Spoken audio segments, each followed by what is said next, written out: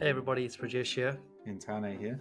Welcome to our podcast, Baskets of Knowledge, Chats with a Difference. In our podcast, we invite guests from around the country and around the world to talk about how they got to where they're at the moment. It's about a journey, it's about an experience, it's about their life. Kia ora to everybody. Welcome to another episode of Baskets of Knowledge, episode number 113, I think, which is pretty cool for us. I hope you've all been well, and hopefully you've all been putting something into your basket of knowledge over the last few weeks. Tane, what's been happening in your world? Yeah, it's been a busy week. Now with term one holidays. But yeah, helping out with the holiday program as well as continuing my job at Pack and Save. So it's been a busy week, work-wise, and also busy with a few coaching opportunities.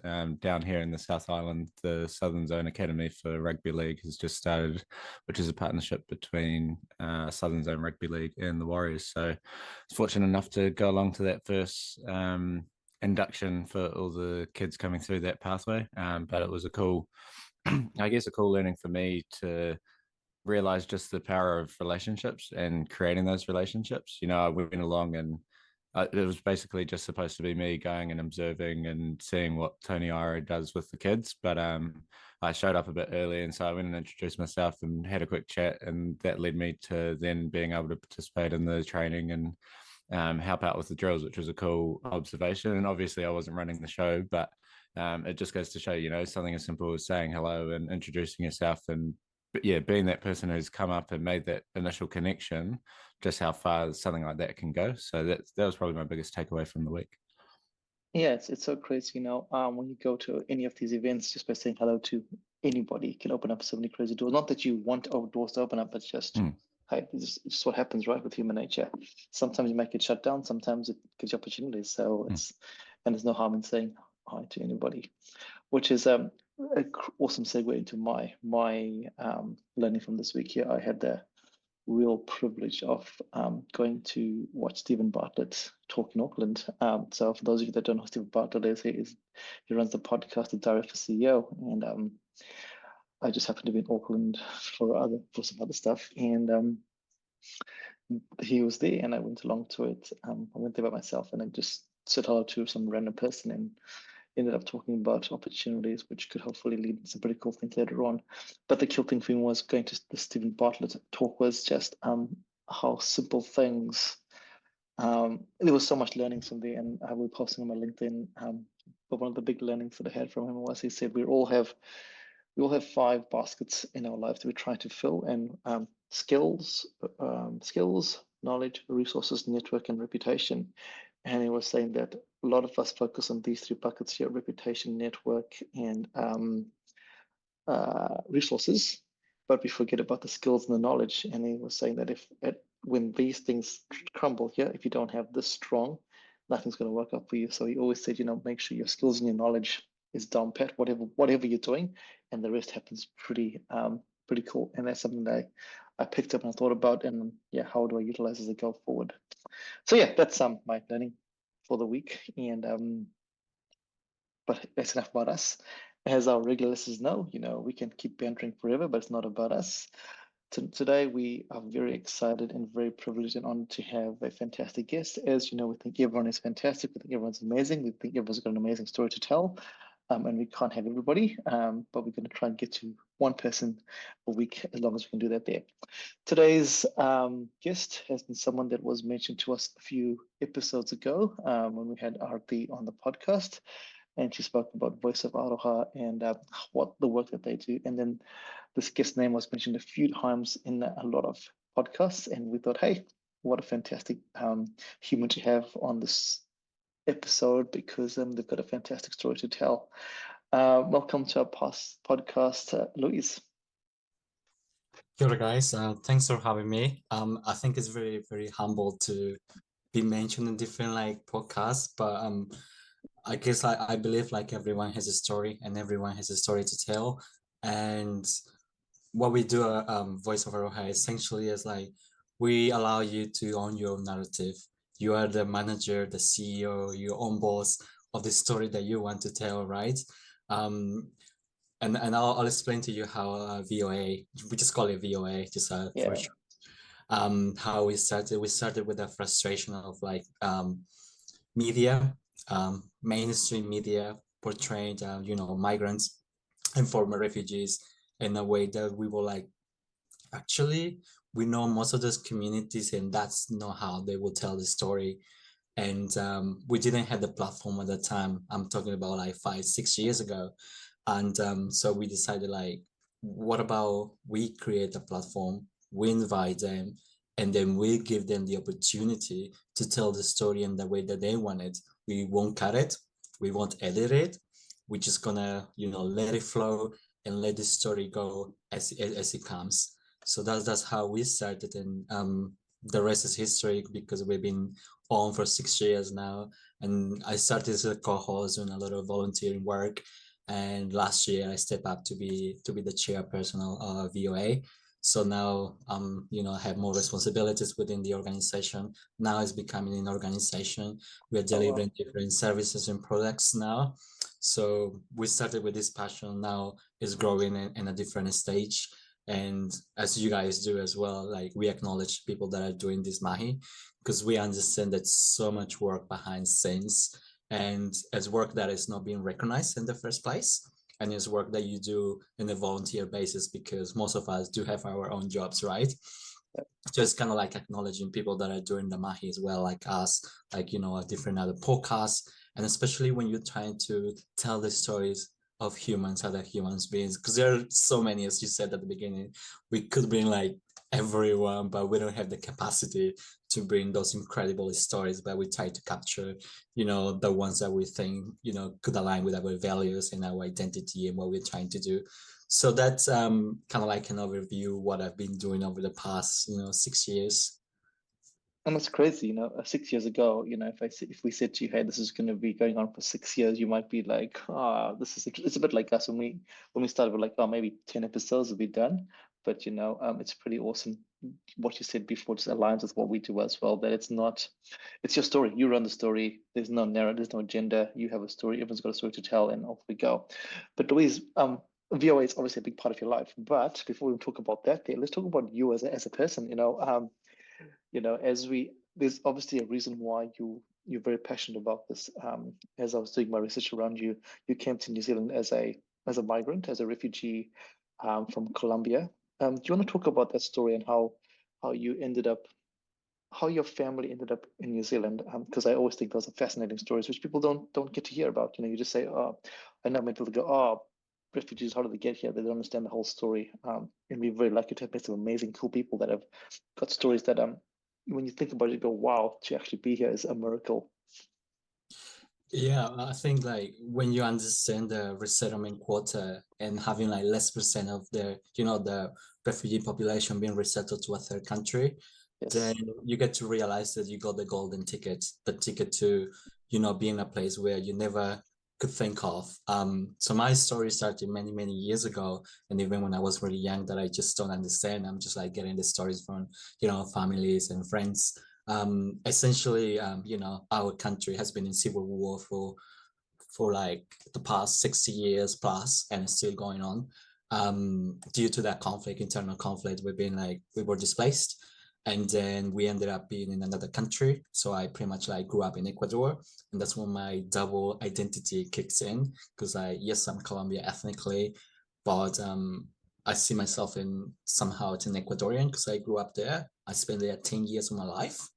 So somehow I do identify with many Ecuadorian values. I had so many friends there, and I still have like a strong, passion and connection with the country. So in 2014, like almost 10 years ago, actually 10 years ago, my family and I were relocated to Aotearoa. We came under the resettlement quota, and once you arrive to the country, you spend like 6 weeks in Mangere, which is the resettlement location. There's a lot of orientation. There's so much going on. And at the same time, you start learning a new language, new skills, and trying to navigate, your way in the new system. After the 6 weeks, we were relocated here in Wellington, and I've been in Wellington ever since. Just Wellington is home now. And then I just took myself to English programs, and then took myself to university. Then I ended up working here and there, and back to Wellington again back in 2021. So yeah, it's been a journey. It's been a journey that I have the privilege to have a lot of support from different networks, different connections. And now that I get to, go out there and speak about myself, and especially what I've done over the past 10 years, I always say to people, it's all about the connections. It's all about the network. Because you can have all the skills that you can have with just coming to the country, but if you don't know anyone, you probably won't get far. But it's just like having those connections, building those relationships, and having those meaningful relationships that you can actually, rely on and be like, hey, nowadays we have, apart from Voice of Aroha, we have another community. So we call it like the Aroha community, where we share so many resources. We share events, we share jobs, we share opportunities, we share workshops. So anything that you can, think of, we share that with our network. And it's a network that is growing and is strong. And every time that we have events, we know who is coming, because they are our friends, they are our funnel, they are our community. So it's kind of like building that community around you, that network that can support you to navigate challenges time, because relocating in a new country, it's not that easy. And now that when I look back, and especially that also done work in the resettlement space, I get to see new families that come here. I'm like, this is tough, man. I don't know how you would do it. And I put myself in their shoes, and I was like, well, you did it, and they'll do it as well. But as I said, they all require a lot of support and a lot of connections for someone, an individual, to thrive in this country. And that's such awesome perspective. We had Ali Muhammad late last year, and he spoke about the same thing, about the double identity, being born in Afghanistan but being raised in Pakistan. So the double identity, and also, as you said before, you get into a new country, which is amazing. But then what happens, right? It's a bit like what Tana said at the start. Got to be able to say hello to the right people, and just by saying hello, then you start building your connections and your networks, which is quite challenging, especially when English is not your first language, and where people view you in a different light. It is a challenge. But as you said before at the start, through this gap in the market, and we use the word market, this niche market here, you've decided, actually, wait a minute, let's not wait for others to do it. We've walked in this pathway here, so let us actually help these people that are coming in, come to New Zealand, and let's navigate that. This is a crazy world. It's beautiful, but it's so hard and challenging, and you've got to be able to survive every day. So it's really beautiful that you do that there. And how did you get involved in? So I'm going to stay away from VOA for a little bit, because that's a big part of your life. But there's also other things that you do. As you said, you went to university, you went to Victoria University, and you chose to study a particular area. What made you choose that particular area of study? I think it's pretty obvious when you come from a country where the political system is not well set up, and you're like my view right now is like every country is beautiful in their own ways. Every country has their uniqueness. Every country has their own, landscape that you're like, wow, it's amazing. But we've rinsed every country that it's in war, or it's like world off as a political system. Let's just be honest about it. And always was intrigued about our political system, and why a beautiful country, it was not doing that great. So that made me like to politics and understanding, the systems and the structures and our internal political system and how things could get done. So that's how I ended up essentially, choosing political science. Yeah, and it's so interesting. Whenever I talk to people why they study whatever they study, a lot of people, we have these two different areas. Some people will say, oh, because my parents think it's a good idea, and others that have this deep passion that has come from a lived experience, and which is what's happened with you and your lived experience. And then you lived in Auckland for a little bit. Is that correct? Yeah. I was up in Tamaki for a bit, just doing some mahi. Just doing some work like around NGOs and how to do impact investment, and essentially how do you hold NGOs to account, and how do you actually make sure that every single dollar a philanthropy is given to a given charity is actually spent in a good way, and they actually have a meaningful impact. So how do you do that? How do you measure things? And when we talk about measurements, it's pretty hard. It's pretty hard to measure certain things, and especially when it comes to human rights. How do you measure the progress in human rights when, you know, human law cases are pretty tough and it may take like years and years? So that's the challenge, and I enjoy my time there. But Wellington is home, so came back to Wellington to do more work, and especially in the resettlement area. Yeah, beautiful. I'd love to touch base on that. The NGOs and trying to see how the funding goes. What is the big thing that stood out for you? The reason I ask is because this week we had a fantastic talanoa with a professor in psychology who works in disaster relief, and she spoke about in the Pacific space you have all these NGOs, you know, World Vision, Save the Children, Red Cross, blah blah blah, the whole lot. And when this disaster happens, you have them, but then in the Pacific you also have the Pacific communities and the churches which are doing their things, and you know, you have like an underground layer, but they're doing it really well. And there's always a clash between the two, because one is doing things on the ground, getting things done, and the other one is going through what their success measures are very, very different. And it was really interesting listening to this professor speaking about how when you have everyone at the table, success is defined very different kinds of people. As you sat there, Louise, and doing that there, what is surprising for you as you know, because the reason I ask is because, you know, we always see World Vision, Red Cross, donate money, and I'm like, oh, the reason I ask is because I come from Zimbabwe, and I always question, because we have lots of NGOs there, and I'm like, oh, where does the money go? Well, you know, because everybody starts with going money, but you don't see them on the ground. I'm like, where does the money go? Yeah, I'd love your thoughts on that there. That's a very interesting like topic, and it's fascinating. It fascinates me as well. I read this book. I don't know if you guys had, but it's called "Why Foreign Aid Doesn't Work," and it comes from an African scholar. She's really, really great, and she fundamentally argues like, where is the money going to? Like, we have like, you know, 60+ years of like international development, especially in Africa. And Africa is like, you know, has so many countries, and she's like, where's the money going to? Because if you're pouring like millions of dollars, where's the money going to?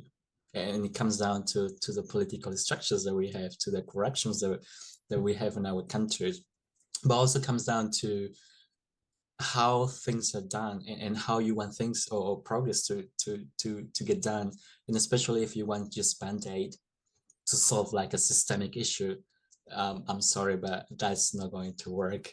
It's very challenging to say like, okay, I'll give you like a torch to save like to solve like the infrastructure electrical system that is not working in the country. And I'm like, you wouldn't use that yourself.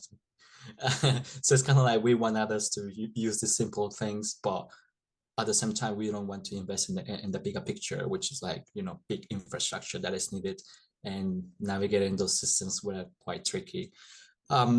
I guess like when it comes to measurement, and especially working in areas like the Pacific, because I'm also connected to some work that I'm doing in the Pacific region, it comes down to where the money and who gets the money. At the end of the day, if you have like this big umbrella, people that are doing work in the ground may not be getting anything, because you have a lot of, you know, channels that you have to go through.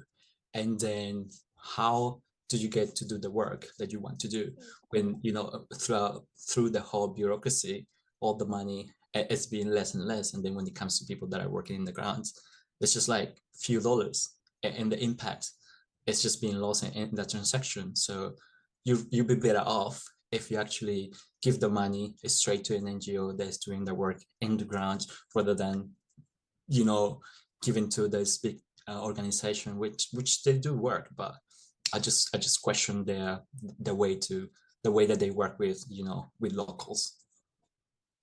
Yeah, and that's so true. You know, it's such a multi-layered conversation, and there's no right or wrong, and each community is so different, each culture is so different, and each way is so different. And you know, when you, like you said, measuring success is so hard. It's a bit like, how do you measure success in the classroom?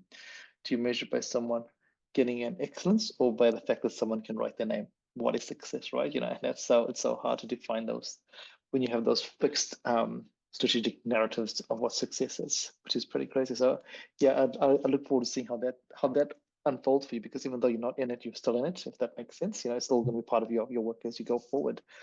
And now with your resettlement stuff that you do, tell us about the work that you do there, because I think you're part of Change. Is it Change Makers, or I was part of it. Yes, yeah. Yeah. Um, I guess Changemaker Resettlement Forum comes through other connections, comes to the work that they do in the ground. It's tangible, and I'm connected to it because I was, a recipient of their work back in the day. And when COVID hit, they needed someone to run the COVID response. And essentially, COVID response at the time was, how do you make sure ethnic communities are being served in the way that we had different needs, and especially when you work with like 20 plus different cultures, how do you address their needs? If you talk about the Muslim Fano, then you have to consider that, hey, they use halal products, they don't need pork, and so on. It's a lot of requirements. Yes. At the time when COVID hit, the government was giving like standard food parcels, and they were like, we don't use it, like we're just gonna throw this away because it's pointless. So we realized to customize those parcels and making sure that people were given what they needed, not what we think. And it's coming back to the international development, know what we think they need. So we would go and say like, hey, you got COVID, and what do you need? Give me a list. So whatever you give me in the list, we'll give it to you. So we customize it, and that's how I started. So by the end of my work there, we serve around 1,000 households with 500 plus people that were served during COVID, and I managed to deliver the program myself through Changemakers Resettlement Forum. And then I was given the task to work with the young people and making sure they have a voice on the table. They are being recognized. They are actually enjoying what Wellington has to offer, because our understanding is like when families come here first, it's a lot of like surviving mode mechanisms that they are working on, and they can enjoy many different things, like going to the stadium, supporting the Wellington Phoenix, going to the zoo, going to Zealandia. And when you think about it, like as an individual, you're like, oh, I can go to the zoo and pay, $10 or $20.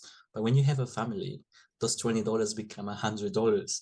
And plus getting there, lunches or snacks, and it becomes like a trip, right? Yes. And we understood like that for each family, which every family is, it depends on the community, but they tend to be large. And we realized that is a barrier. People are not actually enjoying their new life in Wellington. So we had different partnerships. We used to, I'm not working there anymore, partnerships with the Wellington Zoo, where Wellington Zoo actually kindly give us tickets so we can provide it to the families. Zealandia as well, passes to go to Zealandia, and going to Zealandia it's pricey. It costs you $45, and it's beautiful there, but when you don't have the means, that's a barrier. We're lucky to have the Wellington Phoenix as well, providing season passes for families and communities, and especially for young people, just to go there and be part of the community and support the team as well. School holiday programs as well. We used to run most of them, and just get people places where they normally wouldn't go. One of the places that I remember quite well is getting everyone to Weta Studio, when they make the movies, and everyone was like, wow, I didn't know it was here. This is so cool. And I was like, yeah, it's so good to be part of this thing. Just seeing the young ones being very excited about it. And they're like, wow, how do I get into this industry? And when you come from a community or society where, and I always say this, if you are a painter, your children will be painters because they know anything else. Yeah. But if you expose them to other things, they're like, oh, could I be a videographer? Could I be like a movie maker? So that sort of thing, the exposure, that's what I was wanting to and willing to do. And they're like, cool, I'm enjoying this. I remember that I did this photography thing, and there were a photography workshop, and a couple of the young ones were really creative. And the person that was actually leading the program, she was like, watch out on these two guys because they are very, very talented. And if you put more work on them, that's something there. So it's just, as I said before, like having the exposure to different, things, and that actually impacts you quite a lot. Yeah, and you're so true. Exposure is the key for anything. Any success is exposure. But as you said before, there's sometimes barriers to exposure. So it's really awesome that you and your community and your organization at that time saw that, and like how do we lower the barrier of exposure? And that's the big thing across New Zealand for a lot of families. For refugees, the barrier is higher. For Māori Pacifica, that barrier is high. And how do you reduce those barriers, but also in a way that is not just tokenistic, but actually, hey, we're reducing it because there's going to be some growth, some development, some segue out. And I think this is the key thing. It's an actual, we want you to grow, we want you to experience this here because we want you to enjoy this process here, which is challenging in a space where there's so much rhetoric around why you're doing this thing here. We're seeing this at the moment in the tertiary space with the University of Auckland and all these crazy conversations, which is next level. But talk about next level. Let's talk about something very, very different. Let's talk about Outward Bound. How was that for you? I was gonna mention OB. Yeah. Outward Bound is just like the most beautiful experience, the best like 3 weeks of my life. I'll tell you a story because it's quite interesting. So back in last year in November, I was meant to go and I went only for 2 days because 2 days in, I sprained my ankle and everyone was the same face. Was like, oh, sorry, man. And it actually hurt a lot because one thing is, as you said before, you can be there as like, oh, my parents told me to come here, I'm just here, and you're grumpy. And the other thing is like when you're willing to be there and you're like, I'm here because I want to be here. And that makes the difference, having the right attitude, right? Yeah. And I wanted to be there 100%. Like I was like, sign me up, I want to be here. I took myself there. And 2 days later, just like rolling back to Wellington because my ankle, that hurt a lot. And but that actually taught me a lot of things. And kind of like I had a week off while I was recovering. It took me like 2 months. But in that week I was like, well, I need to kind of like reprioritize my life and what I want to do and where I want to go and things that will be really, really important for me. So before I left, I had 2 projects that were undone. And when I was doing my priority check, I was like, those 2 projects, I still have another one that I'm working on, but that one is a huge one. I haven't done it yet. Those 2 ones were like, I need to do them and I have the time. And I took a week, 2 weeks, and I got them done.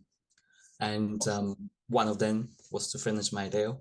So at the time I was doing my Papa Reo online, and it's kind of like boring to do online classes because I'm like, if you learn a language, it has to be interactive, it has to be in person. But I managed to do that one and I finished it. And that opened me the door to do my, Reo level 3 and 4, which I'm doing at the moment. And I'm also finished my, leading change for good. I kept pushing it like, oh, I'll do the project later. And I was like, I sat down for a week and I was like, I'm gonna finish my program and I'm gonna get it done. And I got it done in 2 weeks after I got injured. So I was like prioritizing again and slowing down because I'm one of those persons that I never feel accomplished. And I always feel like that I need to pack my life in a way that I don't have the space to breathe or to actually debrief what I'm doing and think about things that I'm doing and why I'm doing the things that I'm doing. So that was a learning experience to roll back from Outward Bound and be like, let's prioritize things in life. And once I got better, I went back in February and I finished my program and it was amazing. I think like you have to go through Outward Bound to understand what it's like to be there 21 days fully present, no access to internet or to any social media or any electronics. until today, the only thing that I have is my watch. Yeah. And I got it from November last year, and I was like, I don't need anything else but just the time. And I had kept that one ever since. And now that you talk about OB, my way to give back is to tell people this story and what it's like. And I'm fundraising now for other ethnic communities, especially ethnic community young people, to go to. So I'll be running my first marathon in Queenstown in November. So I'm training for it, and I'm fundraising so other people can have the experience that I got while I was there. Amazing, amazing. And this is crazy alignment, and it's alignment to Tane here. And I'm gonna tell you why, because Tane, you remind me, Louise reminds me of you. You know, you were going through a stage where you were just doing things all the time. You know, there was a time in Tane's life when he was just doing stuff, and I guess you can relate to that, Tane, if you want to speak to that, where you were just always doing stuff. Yeah, and I think when you're young and I guess to a point naive, you do everything for the sake of doing it. You know, you're just like, oh yeah, I'll do that. Oh yeah, I'll do that. Oh yeah, I'll do that. And then I guess there becomes a point where you realize you're doing all this stuff, but you're not getting any fulfillment from it or any enjoyment out of it. And you know, even if it was something that you initially thought was going to be great, you realize that you should really start being more targeted in what you're trying to do. And that's not to say that going and trying new things is not what you should do, but it's finding that balance between, yeah, being able to do things that you're truly passionate about and knowing what your passion is.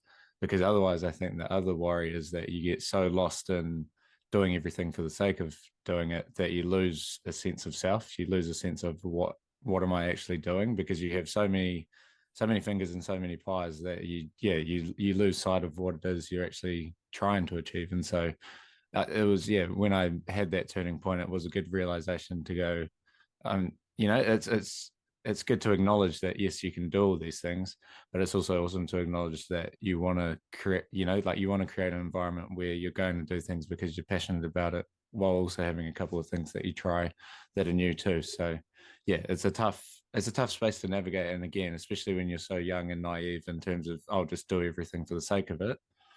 But yeah, recreating that narrative so that you can go, hey, actually, I want to do things that are purposeful for me.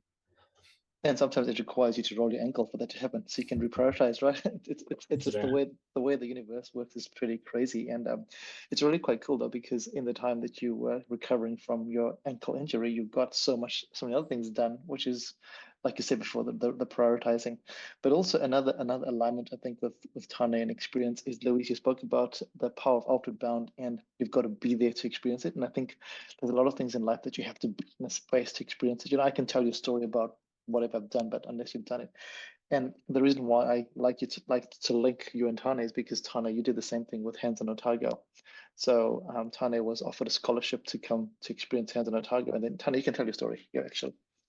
Yeah, so yesterday, I was offered a scholarship to come down to Hands on Otago, and you know, for me that was quite a big journey. It was my first time on a plane, longest time away from home and away from family, and it really, yeah, it taught me a lot and probably started my journey in university. Like I was always passionate about going, but I guess it really solidified that I could actually go and do it, you know, rather than just being, I guess, a fever dream or, oh yeah, it sounds all good in theory, but I don't actually know, you know, I'm just kind of faking it until I make it.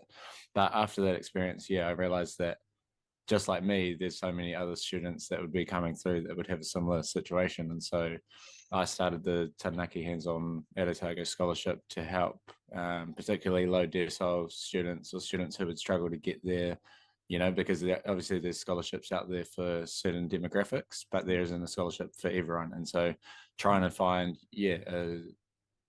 or prioritize an area which I thought was valued. And we've had 3 years so far, and we'll hopeful to do a fourth one again this year. And you know, like, it's just an amazing opportunity to give back. And as you say, like, I can talk about my experience as much as I want, but now it's about giving back to other people and seeing what their experience is and just creating that experience for as many people as possible.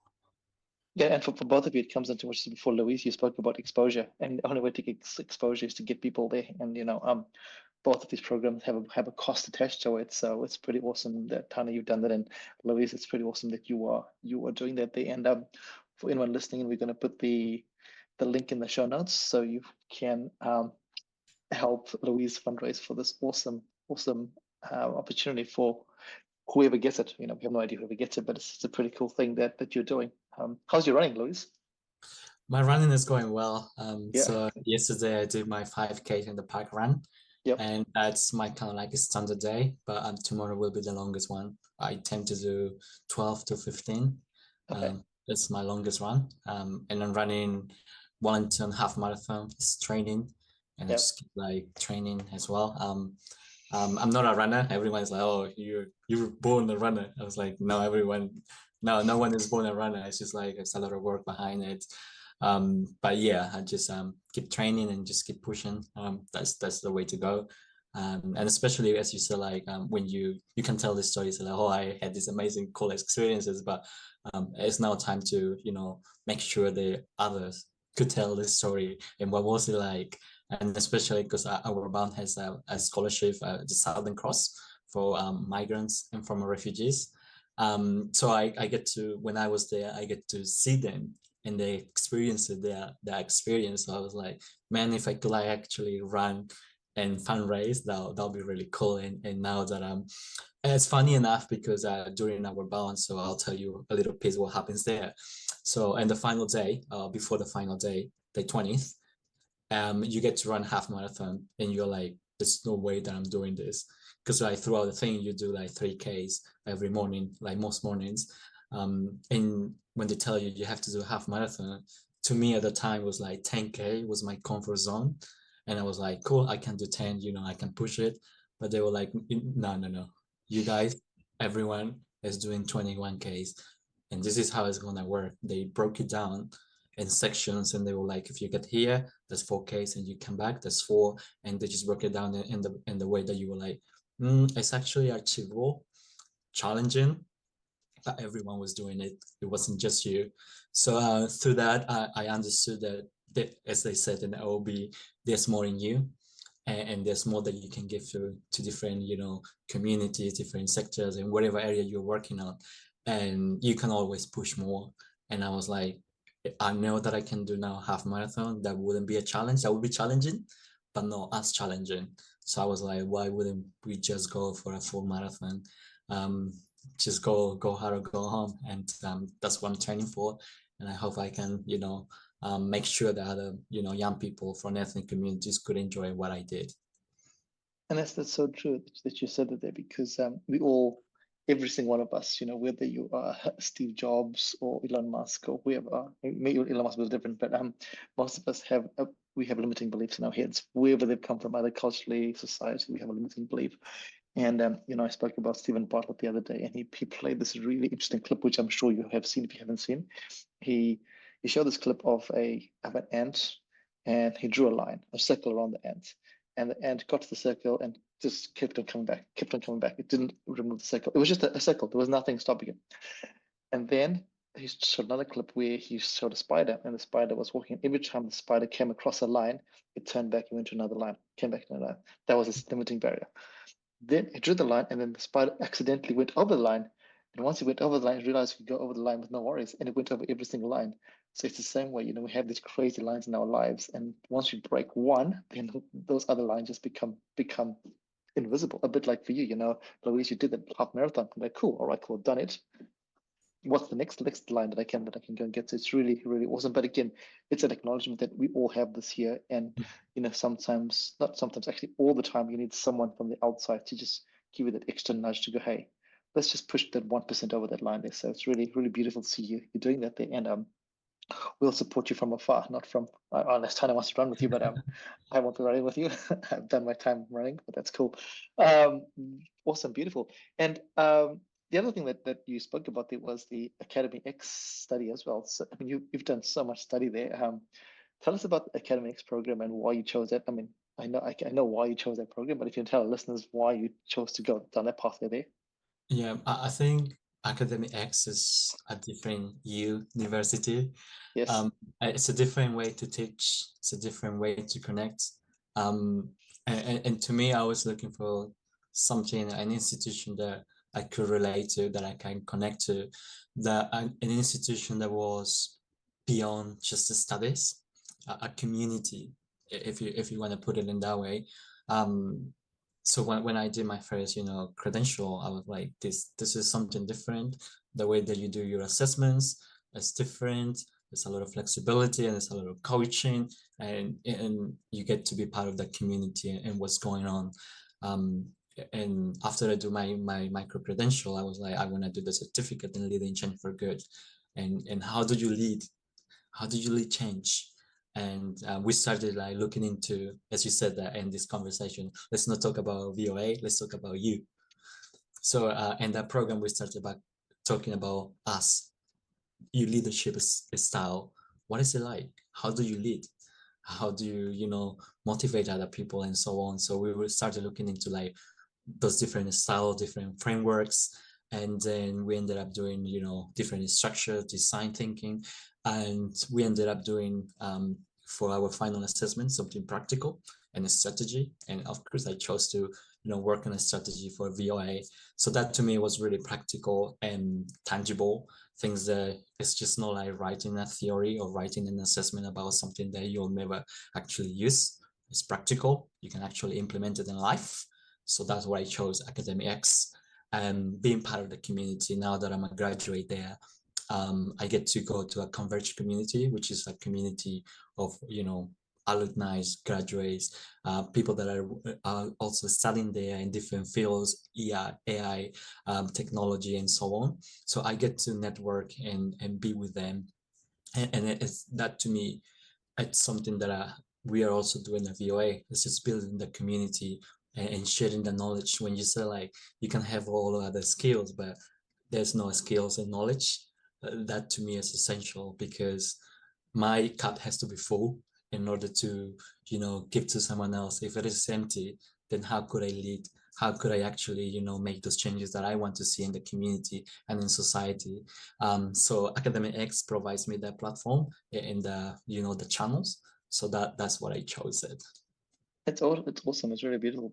It's quite funny because even before I started talking to you and before I connected with you, they just keep popping up onto my feed all the time. And I was like, what is this crazy Academy X? It's pretty cool. But what I liked about what you said just there, it reminds me of the quote that you have to be the change that you want to see. And that's what you're doing right now. You have to fill the skills and resources to be able to make those changes. Because otherwise, sometimes you always have these crazy cool ideas, but then they become half-baked and then everything just crumbles, not because the idea was a bad idea, it's just because we don't have the resources and the skills and the knowledge to make it grow, which is really cool. Another tangent. So this is really cool. So you have this year, and then I also see that you work with the New Zealand Police as well as an advisor. Tell us how you got into that then, how that must be pretty interesting. And the reason I say the word interesting is because New Zealand is a crazy diverse country with so many diverse ethnicities. That would be pretty cool for you to get involved in that there, or challenging, or maybe, I don't know. Yeah, it's a critical piece of work that we are trying to do with the police. So essentially, it's just having the voice in the table of ethnic communities. And when people say ethnic communities, we're talking about many different ethnicities. It's impossible to represent everyone in the table. Yes. It's impossible to bring all the communities, all the small minority groups that we love to have them, but we can't. So we're trying to be as inclusive, as comprehensive as we can. And what we're trying to do is to make sure the police is doing the work that they need to do when it comes to ethnic communities, when it comes to, making sure that they understand where we come from and what are the challenges that we face, and how they can, support the communities that they are also serving. Things like, police college is really intense. It's, it's a lot. And it's only like, 1 or 2 days that they actually touch into ethnic communities and how to serve them. So it's our role, once they graduate, to invite them to our communities and to be like, hey, this is what it's like to work with, with the Colombian community, with the Afghan community, and so on. So it's important for them to have those connections in the community, so they understand what's going on and how we approach different issues. As I said at the beginning, in our countries, we have a distrust with the police, but in Aotearoa, it is different. The police here behaves in a different way. So it's a cultural thing that we need to make sure that they understand that we had the distrust because of where we come from. But we also need to understand that they also need to understand that, the police, is doing their job. If they get pulled over, like how to behave and so on. There's so many ways that we can, advocate and make sure that the police understand us and we understand them. So that's essentially what we're trying to do. In my role there essentially is advocating, especially for young people, just making sure they also have the opportunity to be had in the space, and especially when community members are willing to get into the police, what support could they get? What is the process like, and could they have a mentor or someone that is from an ethnic community background as well, and they understand the challenges, the cultural things that it comes to join the police force. So that is kind of like a summary of what we're trying to do there. We don't have a specific target, but trying to cover like issues in general that happens in the community, especially with the ethnic community. And that's so true, because what you said before, it's a two-way street. The police, actually anybody that's working in ethnic communities has got to try to understand what their world, but conversely, the ethnic communities have got to understand the other world, because as you said before, a lot of refugee communities come from countries where the police are not seen as trustful people. You're afraid of the police for no reason at all, but just because of the fact that historically they haven't been the law protectors. They're actually the other way around. So it's pretty awesome, Mahi, that your voice and your peers are getting involved in this here. And it's like you said though before, you're not going to get everything right, because there are so many different communities in New Zealand that and they'll have a different perspective. Absolutely, there's so many different communities, and there's so many different issues that you're like priorities, right? Yeah. What we're doing now with VOA, we're creating these videos, and we are addressing different topics with the police, and which is really cool. Like you talk about, the road code, and then the police actually explain to us like, hey, if you have an international license, this is the rules. A certain time you need to translate it, like get a new license and so on. So the details and things that our communities are like, oh, didn't know that. So we're trying to, with the help of the New Zealand police, also talk about these issues, talk about like what we need to know that we don't know. Exactly, because you don't know what you don't know. Essentially, you don't know what you don't know. Full circle moment. I was trying to avoid VOA for the whole time, but I've come back to it because we're running off. So VOA started off as this amazing platform to share stories and narratives, but now it's evolved and morphed into something a little bit different. Like you said, it's an organization. So what is it? I mean, we have the storytelling still as the heart of its existence, but you've now segued into other cool things. Do you want to tell us a brief summary of we VOAs at the moment, and maybe what the mission statement is, or the vision is for VOA? I think at the moment we are just branching out in different areas, but always we focus on ethnic communities. Whatever we do, it has to be connected to ethnic communities, and how we can bring their voices in different topics, and we can work in many different fields, as you can see, but we have decided to work in critical fields. So at the moment we're doing a lot of work in the climate change space, and especially because we want to bring the voices of ethnic communities to the table. We know that this whole narrative has only one perspective, the whole climate and sustainability, but we're missing the voices of small communities, minority groups, especially here in Wellington. So what we're trying to do is to bring those stories, storytelling, what we do to the table, be like, hey, you kind of like haven't heard this story, you haven't heard of this community, and how could these communities also help with the whole climate thing? How could these communities help with it, reducing climate emissions and so on? So we're doing the work, and it's essential as a part of Mahi that we're doing. With the schools, we are doing a lot of work regarding making sure that the young people are well connected with their school system. So we're now covering different events, events management sort of things, and targeting ethnic communities, and making sure they have the platform also to express themselves. We are doing also climate, or not climate, we're doing youth talks. So young people from the community just come together and just talk. It's their podcast, it's their topics, but they have the space to, make sure their voices are being heard in different spaces. That is essentially what we are trying to cover at the moment. We have different guests as well. The vision, long-term vision, is to create a financial or an entity or an enterprise that could actually facilitate more the work that we do and in the growth that we want to see. We understand that, especially with a given government, that's pretty challenging for charities to go ahead to grow.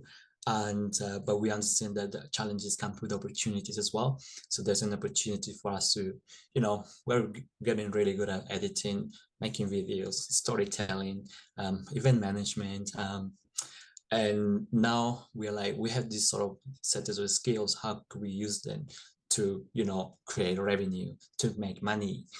So we're thinking of building that financial arm that it's in the pipeline for us.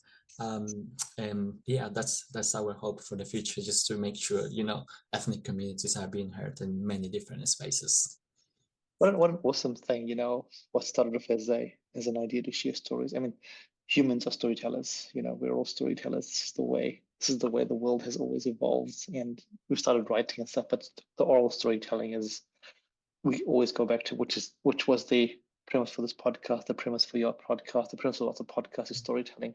But it's really cool to see how you now evolve that storytelling to a different narrative, how you take those stories into different industries and different areas. Because as you said, there's some big things happening in the world, and we've lived in a world where there's always been one narrative, but there's always another narrative, which could be the total opposite of the narrative that we know. But there's no right or wrong narrative. It's just you don't know what you have. You don't know what you don't know. You don't see what you can't see. Yeah. When I do my coaching, I work in the coaching space, and I always say that it's not what we see, it's what we don't see that affects our world. And that's the same thing. In any conversation, it's the conversation that you don't have that affect whatever decision-making process is going to be. So it's really, really beautiful to see that there. That's absolutely true. Like I believe everyone has a story. As I said at the beginning, everyone has this little thing here, a voice that you can portray and amplify. And it's funny enough because we hosted like a climate talk last year, and it was essentially an intergenerational climate talk, and we were going around in a table.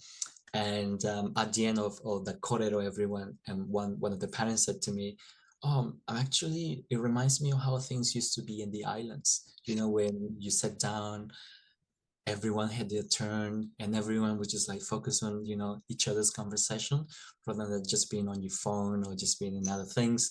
And he was like, this is beautiful. This is the way that we connect and have those intergenerational talks. And I was like, man, that made my day, because that's what we wanted to do.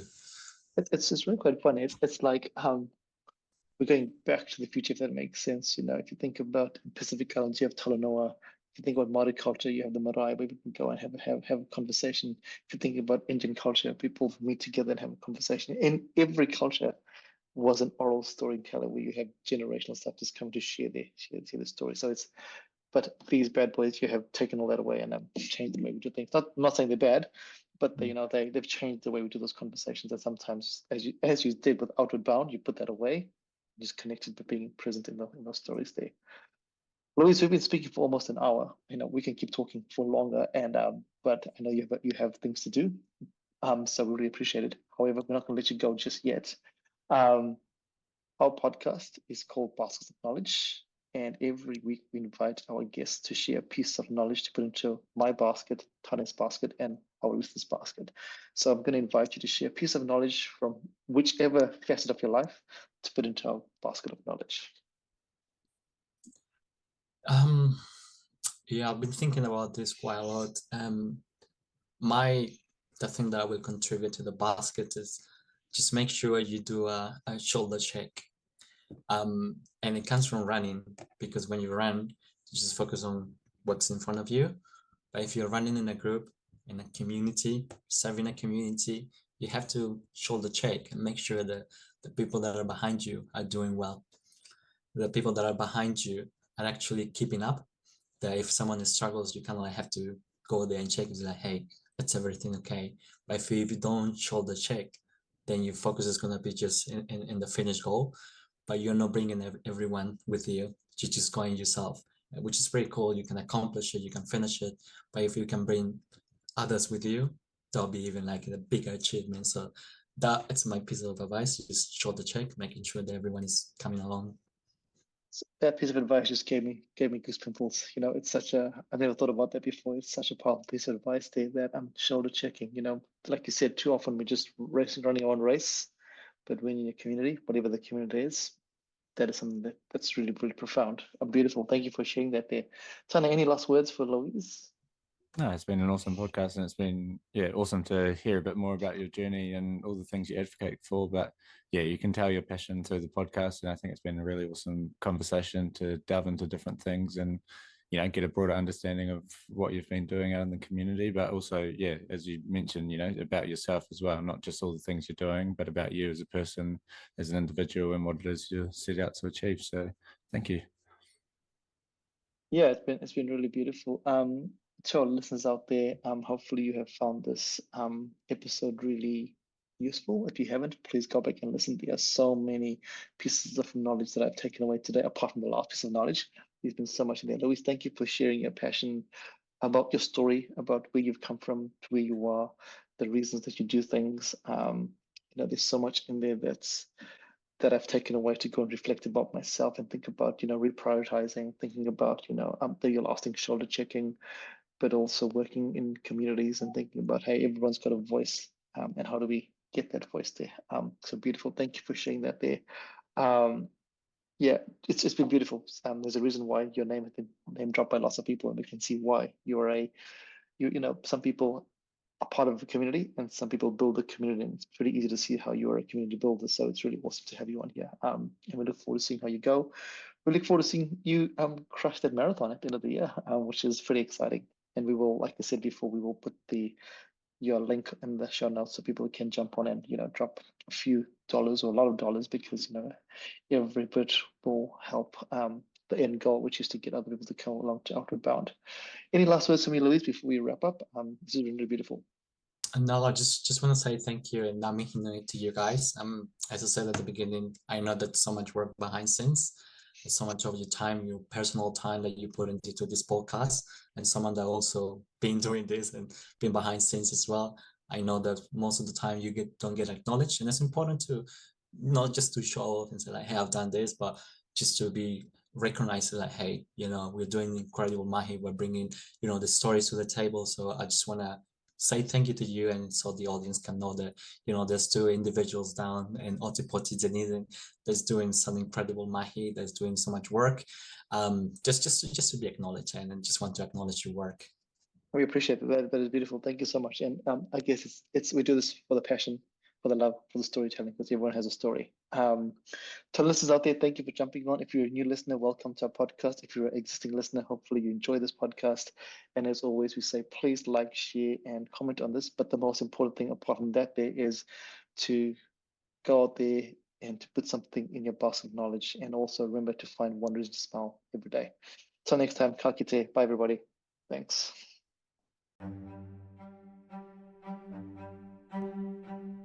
Thank you for listening to Baskets of Knowledge. Yeah, we hope that you found something useful to put into your basket of knowledge. And as we said before, remember to put something little into your baskets of knowledge every week. And as always, feel free to like, comment, and share this podcast. Thanks, everybody. Bye.